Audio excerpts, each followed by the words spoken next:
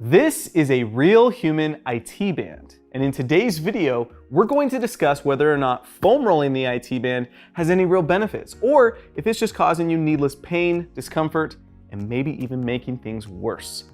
It's gonna be a controversial one. Let's do this.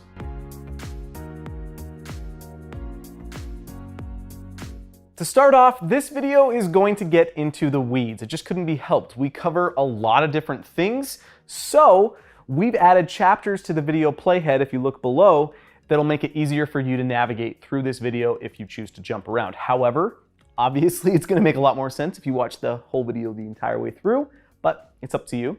We've also listed all the references used to make this video in the description below. So if you're up for some light reading, feel free to knock yourself out. But first, I wanna say thank you to the sponsor of today's video, Yogabody Teachers College. They specialize in science-based online certification programs for yoga teachers, yoga breathing coaches, yoga trapeze teachers, and stretching coaches. If you're interested in starting a new career or a side job, helping people improve their health, overcome injuries, manage stress, and live their best lives longer, Yogabody's courses might be right for you. Yogabody takes a science-based, business-positive approach to yoga. They turn passionate students into successful teaching professionals. Since 2007, Yogabody has certified over 23,000 teachers in 41 countries. They are backed by Yoga Alliance, American Council on Exercise, and even American Council on Education, making them one of the only schools in the world eligible for college credits. Yogabody has put together a free report for you called How to Choose a Yoga Teacher Training Program. You can access it immediately at yogabody.com/IHA. Foam rolling has its roots in what's known as myofascial release. Among myofascial therapists, there's actually debate as to what's actually considered true myofascial release. Some say that only gentle pressure makes a difference, while others believe that deep pressure is required to see any progress at all. And of course, you're going to find plenty of people who are somewhere in between. Regardless though, most would agree that the aim is to release restrictions in a tissue known as fascia. We're going to be doing an entire video on fascia in the future because, and this may come as a surprise to you, but the precise definition and classification of fascia is hotly debated among fascia researchers and anatomists. So for our purposes today in this video, I'm going to be defining fascia as the dense connective tissue that is wrapping and compartmentalizing muscle groups. Now, fascia is made of primarily collagen proteins, which provide it with a high degree of tensile strength, meaning that it resists being pulled apart. However, you're also going to find fibroblasts, which are the cells that produce those same collagen proteins.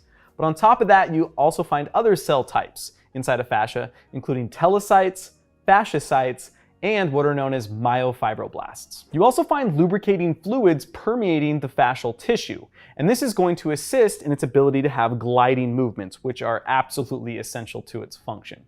But going back to those myofibroblasts, those are going to be extremely important coming up. But for now, just understand that when in comparison to how many fibroblasts and collagen proteins there are a lot less myofibroblasts, at least in healthy tissue. The collagen proteins are going to be scattered in many different directions, giving it the classification dense irregular connective tissue. Dense meaning that there's a lot of them, and irregular meaning that it's scattered. However, there are locations in the body where the fascia is layered, and these individual layers consist of collagen proteins in a regular orientation, meaning that they all go in the same direction, kind of similar to my fingers here. However, since it's layered, and when you stack those layers on top of one another, it makes it appear as though they're going in every direction imaginable, and so they look like they are irregular. It's this scattering of collagen proteins in the multiple directions that makes fascia so extremely tough. Essentially, it helps keep your body together. In fact, fascia is seen as one continuous chain of collagen proteins that are even penetrating deeper than the layers, going down into the different tissues, connecting organ systems to muscle groups to integumentary layers. It is so cool. It's the belief of myofascial therapists that this fascial network of proteins and fluids can actually form restrictions or adhesions in the fascial tissue. And this can cause pain or limit range of motion, or possibly even have a detrimental effect on the organ systems of the body. The idea is that through slow and focused manual pressure, you can release those restrictions. Obviously then decreasing pain, increasing range of motion, and even reducing inflammation. This is why foam rolling is believed to do the exact same thing. The first documented use of a foam roller for tissue manipulation comes from Dr. Moshe Feldenkrais, an Israeli nuclear physicist who, after suffering a chronic knee injury, applied his knowledge of physics, body mechanics, neurology, learning theory, and psychology into what's known as the Feldenkrais method, which he described as being a new understanding of human function and maturation. It was one of Dr. Feldenkrais' students that was the first to use a foam roller as a self-massage tool. And over time, it started to make its way into physical therapy and fitness realms, then being described as a self-myofascial release. The idea is rather straightforward. By using your own body weight, you can apply specific and focused pressure to these myofascial restrictions, thereby releasing them, helping with athletic performance, relieving muscle tension, and even improving range of motion. And during the past 30 years, foam rollers have evolved into many different shapes and sizes and have been adopted by many different rehab specialists, personal and athletic trainers, and have found their way into nearly every gym in the entire world. Iliotibial tract, or what most would just call the IT band, is one of the most commonly foam rolled structures in the body. It actually belongs to a larger fascial sheet of the thigh called the fascia lata. Now, the fascia lata surrounds the musculature of the thigh, but it actually varies in collagen thickness and density depending on the location. So the most lateral aspect of the fascia lata is the thickest and densest, and the collagen proteins here are far more regular in their orientation, meaning that they're more parallel to one another than the collagen proteins in the rest of the fascia lata. This thickened and lateral portion of the fascia lata is the IT band. So what we've done here is cut away most of the fascia lata so we could see the muscular tissue underneath, but we've left the IT band intact.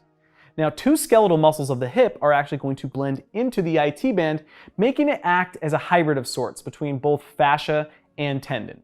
Now, the first muscle is this one here called the tensor fasciae lati, and you probably have guessed, judging by its name alone, that it adds tension to the fascia lata.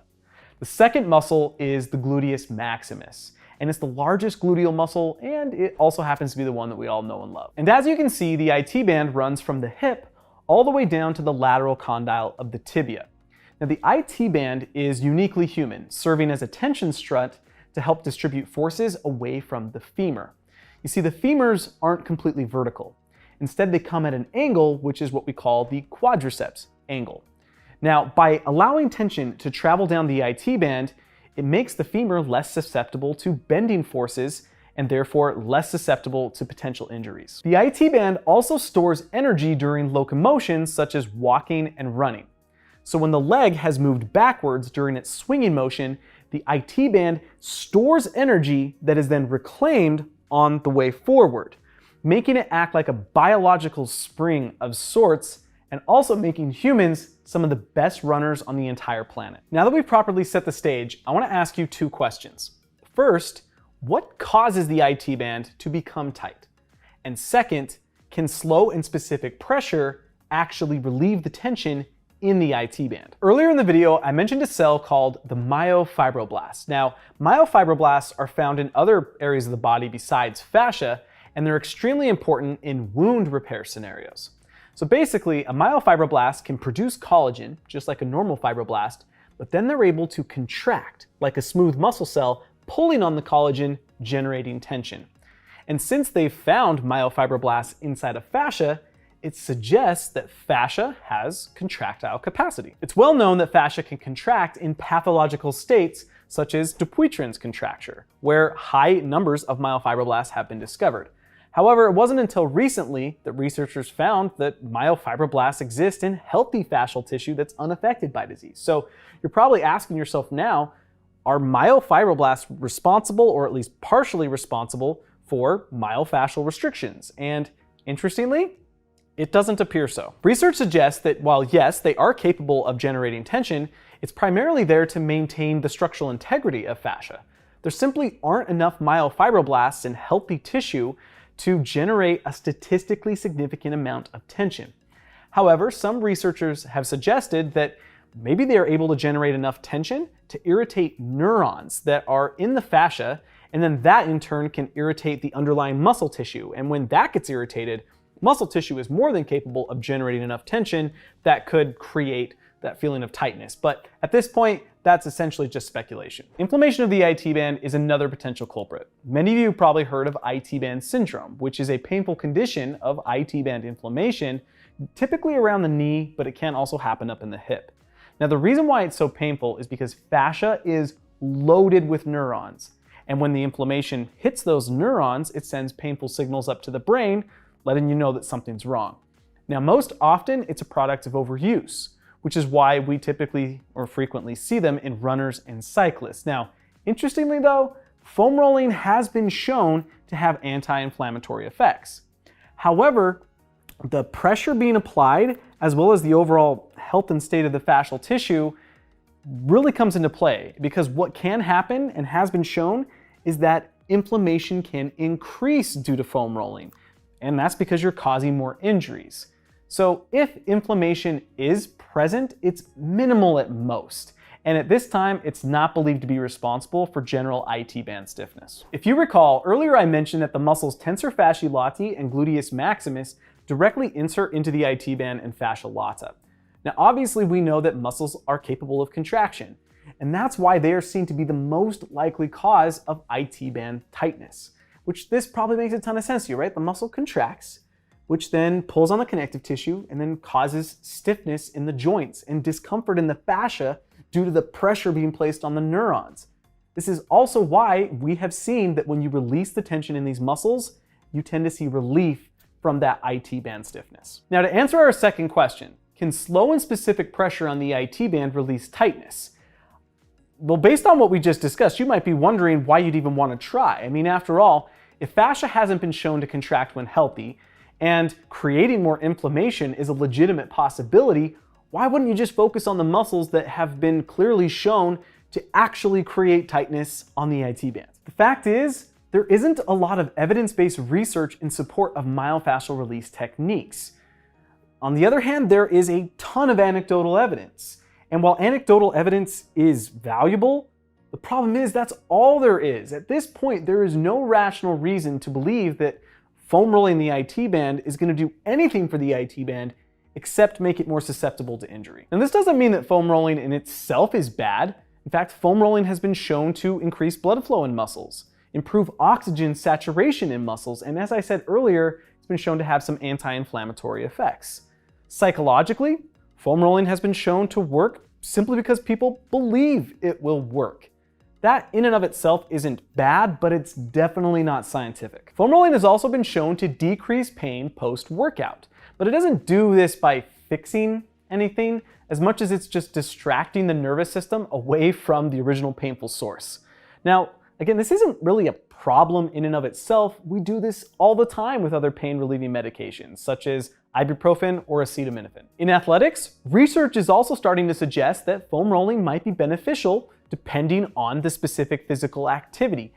However, it's also showing that it's far more likely to benefit elite athletes rather than just your average recreational athlete. Foam rolling has been shown to improve flexibility. However, those improvements are extremely short-lived and disappear only after a few minutes.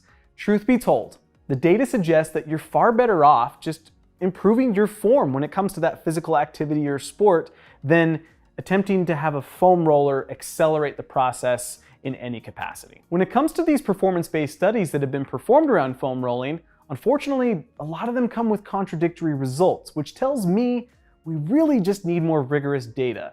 My main concern is that it's actually possible to damage blood vessels, muscle tissue, even bony tissue if you do it improperly.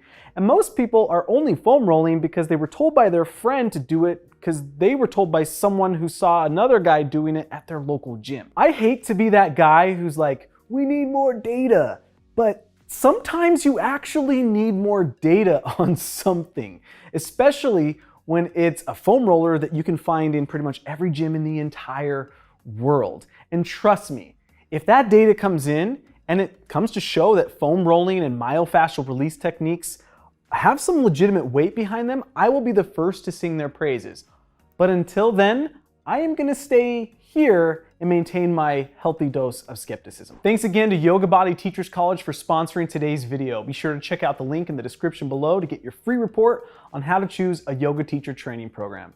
As always, be sure to like, comment, subscribe if you feel so inclined, and I will see you in the next video.